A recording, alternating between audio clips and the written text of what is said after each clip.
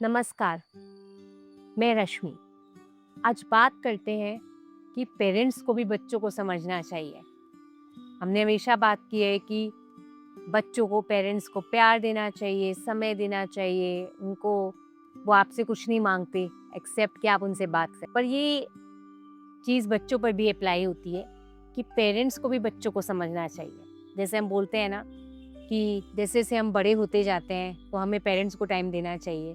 ऐसे ही जब हम बड़े होते जाते हैं, तो पेरेंट्स को बच्चों को समझना चाहिए कि वो छोटे बच्चे नहीं रहे हैं, वो सारा टाइम आपके साथ नहीं बैठ सकते। पेरेंट्स को कुछ चाहिए नहीं होता, उनको चाहिए तो यही है कि वो हमारे साथ टाइम स्पेंड करें, बट सम टाइम वो टाइम स्पेंड करना बच्चों के लिए बहुत बर्डन हो जाता है, जैसे प्रेशर हो जाता है। ऑफ कोर्स जैसे-जैसे बच्चे बड़े होते हैं, पेरेंट्स को समझना चाहिए कि उनका जॉब है, उनका बिज़नेस है, उनके ऊपर बहुत सारी रिस्पॉन्सिबिलिटी हैं और डेडलाइन है। जो लोग जॉब करते हैं उनके पास डेडलाइन होती है, वर्क प्रेशर होता है, ऑफिस में इतना प्रेशर होता है कि जब वो घर आते हैं तो वो आपके साथ बैठना कभी-कभी मिस भी कर देते हैं। तो पेरेंट्स की एक्सपेक्टेशन इतनी हाई होती है, वो सोचते हैं कि मेरे साथ बैठे नहीं। अगर वो 7 दिन में आपके साथ 6 दिन बैठे हैं और 1 दिन मिस कर दिया, तो let them go, let them live their life, let them live, at least give them space, क्योंकि ऐसा नहीं है वो बैठना नहीं चाहते होंगे, वो चाहते हैं, लेकिन समटाइम्स इनके ऊपर खुद का इतना प्रेशर होता है कि वो भूल जाते हैं, निकल जाता है कि हाँ ठीक है, या फिर वो उस दिन सोचते हैं कि नहीं आज मैं नहीं जाता, शायद मेरे पेरेंट्स मुझे देख के परेशान हो जाए, मैं परेशान हूँ, कई बार ऐसा भी होता है। तो बच्चों को हमारी सपोर्ट की ज़रूरत होती है, पेरेंट्स के, कि वो सपोर्ट करें, ना कि कंप्लेन करें। अगर आपके बच्चे ऐसे हैं जो आपके साथ बहुत अच्छे से रहते हैं, आपकी केयर करते हैं, आपके साथ टाइम स्पेंड करते हैं, और कभी महीने में 1-2 बार ऐसा हो जाए कि वो आपको टाइम ना दे पाएँ, आपके बारे में हालचाल ना पूछ पाएँ या आपको अपने बारे में ना बता पाएँ, तो उसको बुरा नहीं मानिए। आप उनको समझिए कि उनके ऊपर कितना प्रेशर है, कितने सारे बिल्स पे करने होते हैं, कितनी सारी इंस्टॉलमेंट पे करनी होती हैं, समझिए। इस चीज़ को समझने की ज़रूरत है।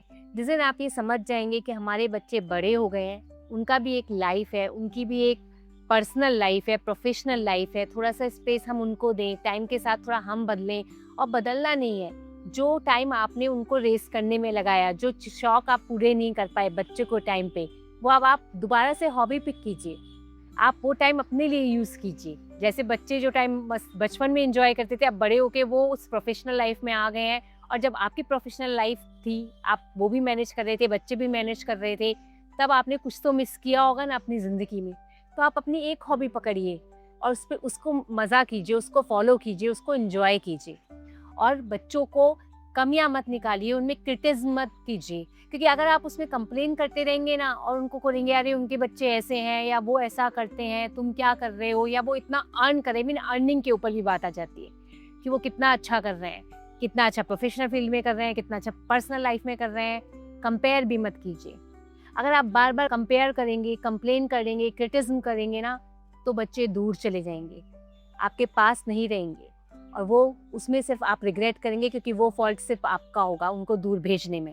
कंटिन्यूअसली अगर आप उनको ये बार-बार बोलते रहेंगे कि आप ऐसे हो, तो वो आपके करीब नहीं आएँगे, दूर चले जाएँगे। जब भी ऐसा हो कि आपके बच्चे आपके पास ना आ पा रहे हों, टाइम ना दे पा रहे हों, अपनी बात शेयर ना कर पा रहे हों, तो एक चीज़ मेरे कहने पर कीजिए कि आप उनके पास जाएँ और उनसे पूछें, आर यू ओके? सब ठीक है? सब अच्छा चल रहा है? आपकी लाइफ़ कैसी चल रही है? आपका काम कैसा चल रहा है? आपको कोई भी सपोर्ट की ज़रूरत हो तो मेरे पास आना, we are available. They also know कि आप शायद उस चीज़ में, उस पर्टिकुलर चीज़ में आप हेल्प ना कर पाओ, पर अपने बच्चों के सिर पे सिर्फ इतना हाथ रख के बोल देना बहुत है। Please understand your kids also, your children also.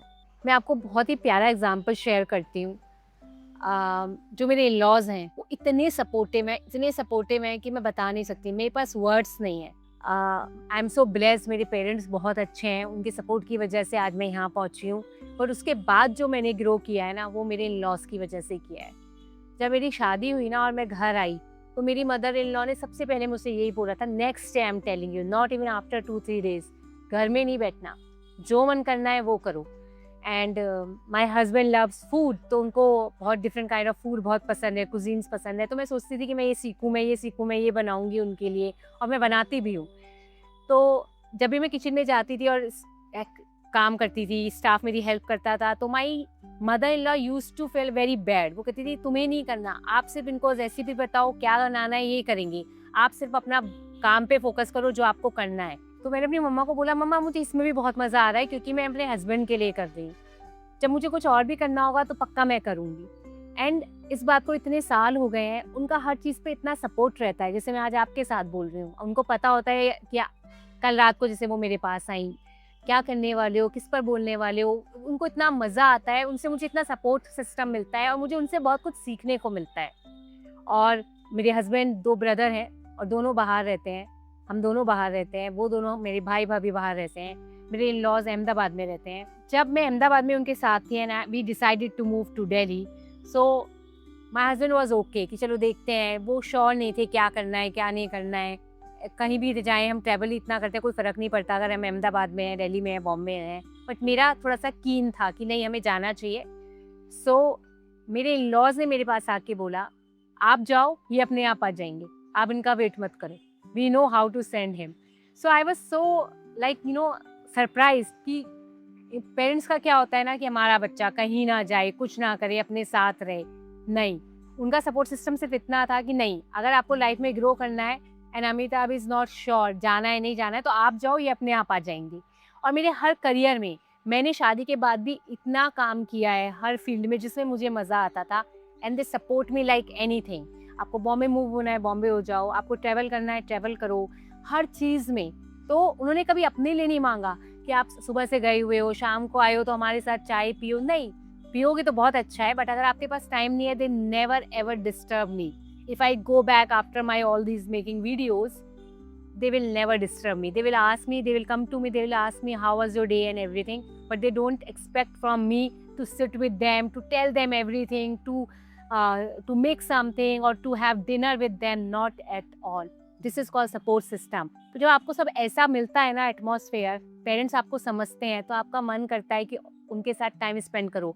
मैं अपने इन-लॉज़ के पास आके 10-10, 15-15 दिन रह के जाती हूँ, मुझे इतना मज़ा आता है कि मेरे को किसी की याद ही नहीं आती, नॉट इवन माय हस्बैंड, क्योंकि इतना प्यार, इतना सपोर्ट पेरेंट्स देते हैं। सो मैं यही आपसे कहना चाह रही हूँ कि आप अपने बच्चों को इतना समझें कि बच्चे आपके पास आएँ, ना कि आपसे भागें।